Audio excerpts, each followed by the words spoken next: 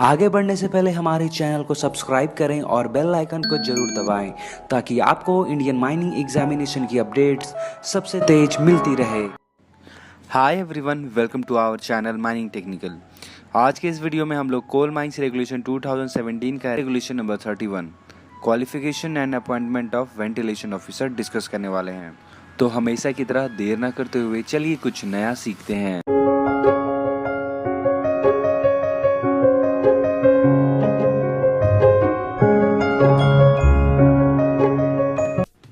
Ventilation officer, as the name itself tells us कि ventilation officer is related to somewhat ventilation, but यहाँ सवाल ये आता है कि वेंटिलेशन ऑफिसर की अपॉइंटमेंट माइंस में किस लिए की जाती है। वेंटिलेशन ऑफिसर बेसिकली माइंस के वेंटिलेशन सिस्टम की मेंटेनेंस और सुपरविज़न कर मैनेजर की हेल्प करने के लिए रखा जाता है। अगला सवाल आपके मन में ये आता होगा कि ventilation officer open cast mines में रखा जाता है या बिलो ग्राउंड माइंस में। Ventilation issues is generally related to underground mines, that is below ground mines. तो इसीलिए वेंटिलेशन ऑफिसर सिर्फ और सिर्फ बिलो ग्राउंड माइंस में अपॉइंट किए जाते हैं। ओपन कास्ट माइंस में वेंटिलेशन ऑफिसर की ज़रूरत नहीं पड़ती। अगला सवाल आपके मन में ये आता होगा कि क्या वेंटिलेशन ऑफिसर की अपॉइंटमेंट हर बिलो ग्राउंड माइंस में कंपलसरी है। इसका जवाब है नहीं। वेंटिलेशन ऑफिसर की अपॉइंटमेंट हर बिलो ग्राउंड माइंस में कंपलसरी नहीं है। वेंटिलेशन ऑफिसर की अपॉइंटमेंट वैसी फर्स्ट डिग्री वाली गैसी सिम वाली माइंस में कंपलसरी है जिसका एवरेज मंथली आउटपुट 5000 टन से ज़्यादा है, या फिर वैसी सेकेंड या फिर थर्ड डिग्री वाली गैसी सिम वाली माइंस में कंपलसरी है जिसका एवरेज मंथली आउटपुट 2500 टन से ज़्यादा है। अब जो अगला सवाल आता है वो ये है कि वेंटिलेशन ऑफिसर की मिनिमम क्वालिफ़िकेशन क्या होनी चाहिए।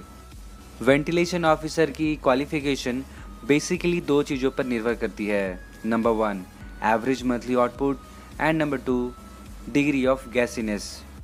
अगर किसी फर्स्ट डिग्री की गैसी सिम वाली माइंस की एवरेज मंथली आउटपुट 15,000 टन से ज़्यादा है तो उस केस में वेंटिलेशन ऑफिसर की मिनिमम क्वालिफिकेशन होगी second class manager certificate not restricted to open cast mines. ठीक इसी तरह अगर किसी सेकेंड या फिर थर्ड डिग्री गैसी सिम वाली माइंस का एवरेज मंथली आउटपुट 10,000 टन से ज़्यादा है तो उस केस में वेंटिलेशन ऑफिसर की मिनिमम क्वालिफिकेशन होगी second class manager certificate not restricted to open cast mines. इसके अलावा बाकी कोई भी केसेस में वेंटिलेशन ऑफिसर की मिनिमम क्वालिफिकेशन होगी डिप्लोमा इन माइनिंग इंजीनियरिंग। तो इसका मतलब ये है कि अगर किसी फर्स्ट डिग्री की गैसी सिम वाली माइंस का एवरेज मंथली आउटपुट 15,000 टन तक है तो उस केस में अपना डिप्लोमा इन माइनिंग इंजीनियरिंग वाला क्वालिफिकेशन सेटिस्फाई करेगा वेंटिलेशन ऑफिसर की मिनिमम क्वालिफिकेशन के लिए। ठीक इसी तरह अगर किसी सेकेंड या फिर थर्ड डिग्री की गैसी सिम वाली माइंस का एवरेज मंथली आउटपुट 10,000 टन तक है तो उस केस में भी डिप्लोमा इन माइनिंग इंजीनियरिंग वाला कोई पर्सन वेंटिलेशन ऑफिसर के रूप में अपॉइंट किया जा सकता है।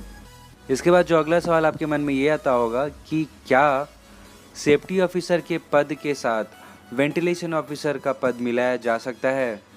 वेंटिलेशन ऑफिसर के पोस्ट को सेफ्टी ऑफिसर के पोस्ट के साथ कंबाइन करने के लिए 3 क्राइटेरिया होने चाहिए।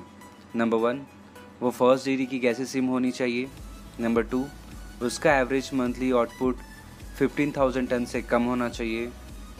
एंड नंबर 3 उसे चीफ इंस्पेक्टर द्वारा परमिशन मिला हुआ होना चाहिए। तो बस आज के लिए बस इतना सही है। अगर आपको ये वीडियो अच्छा लगा तो प्लीज़ इस वीडियो को लाइक एंड शेयर करें हमेशा की तरह।